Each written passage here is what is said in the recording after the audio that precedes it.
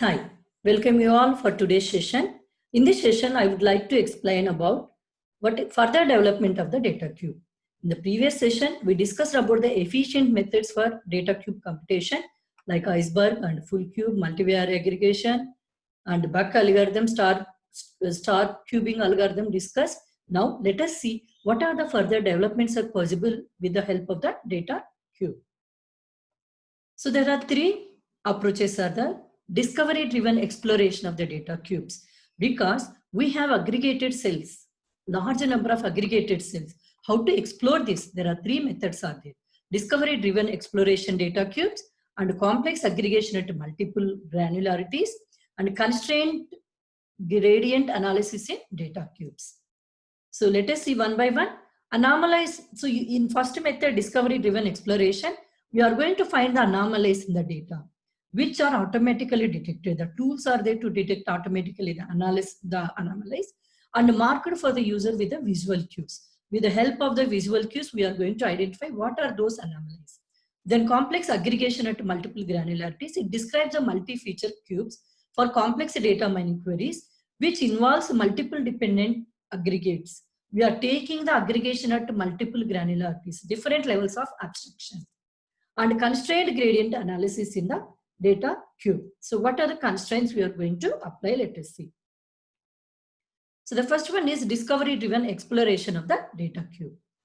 So as we know that data cube is nothing but it is a lattice of cuboids. Large number of cuboids are there, and these cuboids are aggregated by performing the group-wise or by using the aggregation methods, and it becomes a burden for the users. Even to just to browse a cube, it is very difficult for the user, complex task. So that we need tools to be developed to assist to for the users in order to explore the huge aggregated space of the data cube. How to explore that particular huge space of related to the data cube to the end user.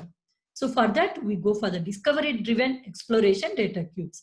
So this is one of the cube exploration approaches, discovery driven approach, which automatically detects the anomalies in the data and marked for the user for easily identifying purpose with the help of the visual cues. Suppose pre-compute measures indicating the exceptions. Here we are going to make use of the exceptions. So exception itself is nothing but which is not related to the which is different from the regularities. So irregular thing from the irregularities. So for that finding, we are going to make use of the exception guide, which guides the user in the data analysis at different levels of aggregation. So exception is nothing but data cube value that is significantly different. So apart from the regularities, it is irregular one. So significantly different from the value anticipated based on the statistical model, based on our statistics.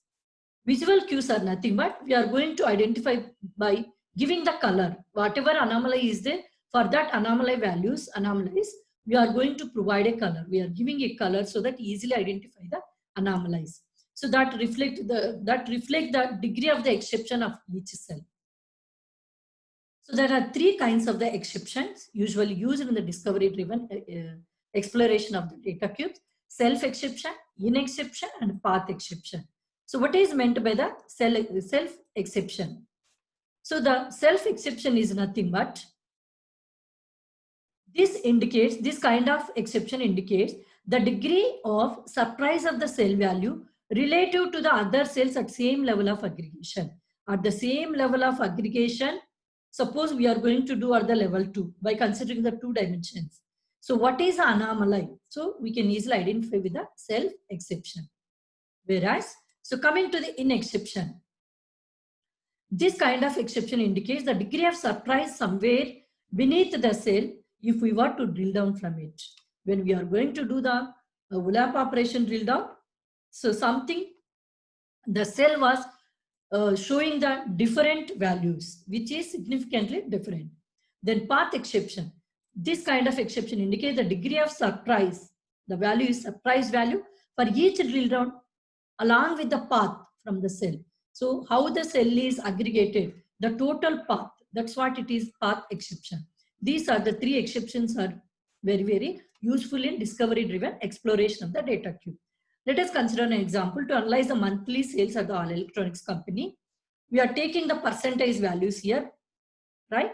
How these values are different from the previous month.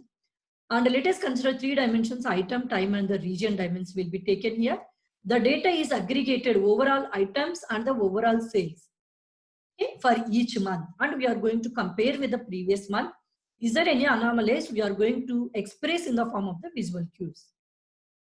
See this one.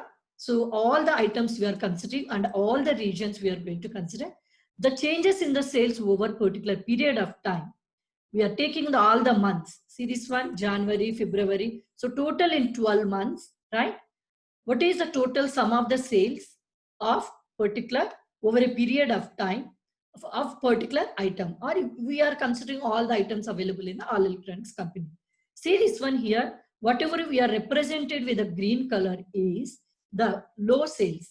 So this is the highest sales are possible in the December. Maybe the whatever, maybe most of the users are interested to purchase in the December month due to the festivals or due to the giving the reductions, whatever it is. Similarly, the average sales information also visually we can represent it like this. In the month of September, the sales is more, right? So which is represented in the green color. In the month of the October, so minus 13% means very low sales, right? Again, in the second low sales is in the month of the December. So that like this for it is very easy to identify with the help of the visual cues. And similarly for changes in sales of particular item. So IBM computer per region in a particular region. So this is the another table. So all these are possible with the help of the exceptions. Now coming to the second one, how to do the complex aggregation at multiple granularities. So which multi-level granularities, how to identify. For example, here we are taking is grouping by all the subsets of item, region, month, 3 dimensions will be taken. Find the maximum price in 1997 for each group and the total sales among the maximum price tuples. So what is the maximum price in the year of 1995 for which item? And what is the maximum price? And we need to get the total sales among all the maximum price tuples. There are many tuples are holding the maximum price. What is the total sales?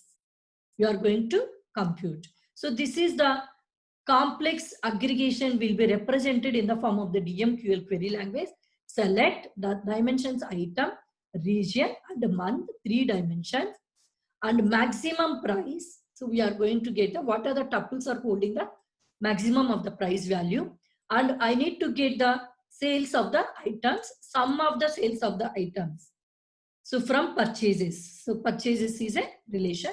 Now where year equal to, so my constraint is here is 1997, cube by, that is group by item, region, month. We are going to construct the cube and perform the computation aggregation with respect to the item, region and the month for the given relation R. So see this one, this is the R, and such that R dot price equal to maximum price. We are going to consider all the tuples holding the maximum price value only, not the minimum price. So this is about the complex aggregation at multiple granularities. Similarly, the last one is the constraint gradient analysis in data cube. The analysis of the changes of sophisticated, this analysis is nothing but it is a kind of analysis. This is a changes of sophisticated measures in multidimensional spaces. So it is used to find the changes in n-dimensional spaces. The problem of mining changes of complex measures in an n-dimensional spaces, main problem is cube grading problem. So to overcome cube grading problem, we go for the constraint gradient analysis. For example, taken is real estate is one of the example. The changes in the dimension which reflect the changes in measures. So based on the values are changed over a period of time. So we need to modify accordingly the attributes in our dimensions. So most widely used roll-up operations for this kind of example is drill down, roll up and the mutation. And this captures, constraint gradient analysis mainly captures the trends, the data trends and handles the complex measures. How the dimensions will need to change according to the changing the values of the metrics of that particular domain. So in the real estate domain. So the significant constraints are here. There are 3 kinds of constraints. One is significant constraint. What is the significant constraint value we have to take it? What is the probe constraint, which is frequently changing the attribute value? And what is the gradient constraint, which is the optimized one? So these three constraints we have to consider for analyzing the data cubes. Thank you.